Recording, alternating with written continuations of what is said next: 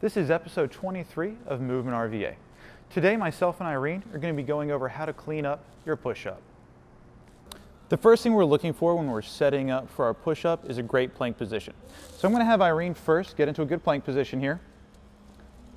And what we're looking for is first a straight line from shoulders to hips to the ankles. Beyond that, we're looking for a neutral spine position, especially through the lumbar. So right now we see she has a flat back. Quads, glutes, and abs are all turned on to help maintain that position.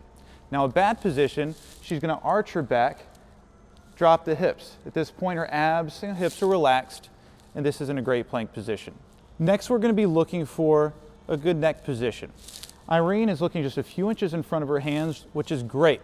What we don't want to see is craning that neck up and looking ahead, or even worse, tucking the chin down to the chest, which we usually see people get really loose throughout the rest of the back when they're getting into that position. After we have our plank positions in place, we're going to work on the hands.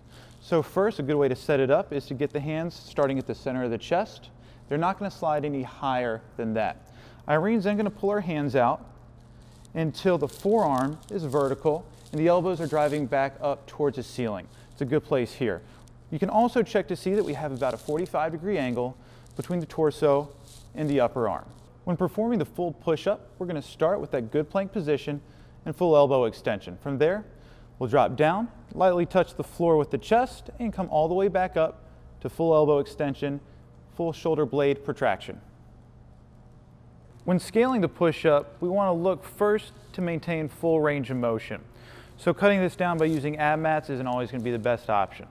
Another way we can do this is to use a box to improve leverage. So I'm going to have Irene put her hands on the box, making sure her feet are far enough forward that she's still going to be in a good position that we just talked about as far as the hands go. She'll drop down, touch center of the chest to the box, and drive up from there. Over time, she can go to a lower box until she can get all the way down to the ground. Another way to scale the full range of motion push-up is to use bands set up inside a pull-up rig just like this.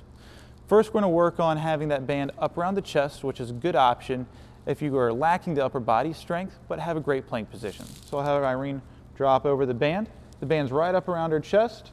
She'll drop into the bottom of a push-up, making sure her chest is touching at the bottom and coming up from there. Now, if the midsection strength is more of an issue, she can come a little further forward. That's going to be supporting her midline, and she can do a full push-up from there. Now, as you get better with this scale, we can go to a smaller band, and we can even drop the height of the band to more closely resemble a full range of motion push-up.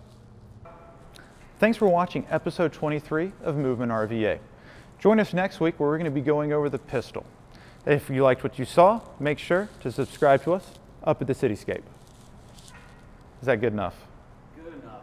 Good enough. All right.